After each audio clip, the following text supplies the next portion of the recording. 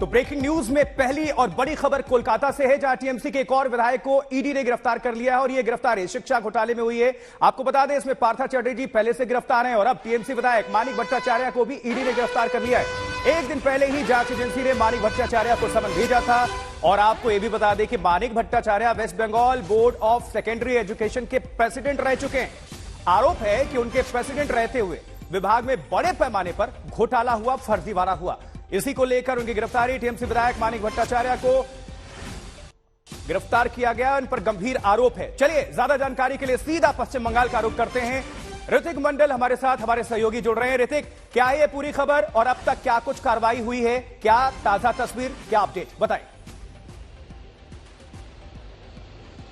देखिए, मानिक भट्टाचार्य जो तृणमूल कांग्रेस के विधायक है और पूर्व प्रेसिडेंट है एसएससी काउंसिल का, वो काफी दिनों से सेंट्रल एजेंसी, चाहे वो सीबीआई हो या फिर एनफोर्समेंट डायरेक्टरेट, दोनों के निगरानी में थे। जहां तक ये एसएससी स्कैम का मामला है, दरअसल मामला कुछ इस तरीके से है जैसे पूर्व मंत्री जो शिक्षा मंत्री रह चुके हैं पार्थ चटर्जी, उनकी जब गिरफ्तारी हुई तो उसके बाद जो फोन बरामद किया गया उसमें जिस तरीके से व्हाट्सएप चैट्स वो सेंट्रल एजेंसीज के हाथ आए, उसमें देखा गया कि इस साजिश में, यानी जो करोड़ों रुपए का घोटाला की तफ्तीश केंद्रीय जांच एजेंसी चाहे वो ईडी या सीबीआई कर रही है, उसमें मानिक भट्टाचार्य जो तृणमूल कांग्रेस के एक अहम विधायक है, उसका भी नाम आता है, जो पूर्व प्रेसिडेंट है, जैसे मैंने जिक्र किया। और इस दौरान उन्होंने उसको ईडी और सीबीआई के तरफ से कई बार बुलाया गया, लेकिन वो उसके सामने नहीं आए। लेकिन कल देर रात वो ईडी दफ्तर पहुंचते और घंटों भर उनसे पूछताछ की जाती है। इस दौरान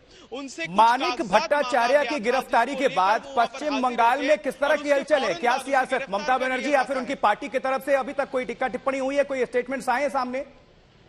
क्योंकि कड़ियां अभी बहुत दूर तक खंगालने की कोशिश है ईडी की तरफ। देखिए, लगातार ना तो सिर्फ पार्थ जी बिल्कुल, देखो, सिरे खंगालते हुए धीरे धीरे सेंट्रल एजेंसीज जैसे एनफोर्समेंट डायरेक्टरेट और सीबीआई आगे बढ़ रही है। लेकिन इस बीच तृणमूल के कई सारे नेता, चाहे वो मंत्री पार्थ चटर्जी हो या फिर ये मानिक भट्टाचार्य हो गया या फिर कई सारे तमाम नेता है जिनके नाम आ रहा है, लेकिन इन सब विषयों में ज्यादातर देखा गया है तृणमूल कांग्रेस चुप्पी साधी हुई है। जहां तक पार्थ चटर्जी की बात है, एक तरीके से उन्होंने किसी तरीके से उन्होंने प्रतिक्रियाएं नहीं दी है। लेकिन तृणमूल की तरफ से अब मानिक भट्टाचार्य के गिरफ्तारी के बाद जवाब मिलना अभी भी हम इंतजार कर रहे हैं, वो क्या कुछ कह रहे हैं।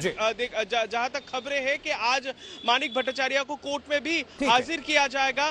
कहा जा रहा है, जो ईडी ने कहा था कि जो चार्जशीट उनकी तरफ से दाखिल की गई थी पार्थ चटर्जी के खिलाफ, उसमें बाकायदा मानिक भट्टाचार्य आप नजर बनाकर रखें ऋतिक इस पूरी खबर पर। शुक्रिया आपका जानकारी पहुंचाने के लिए।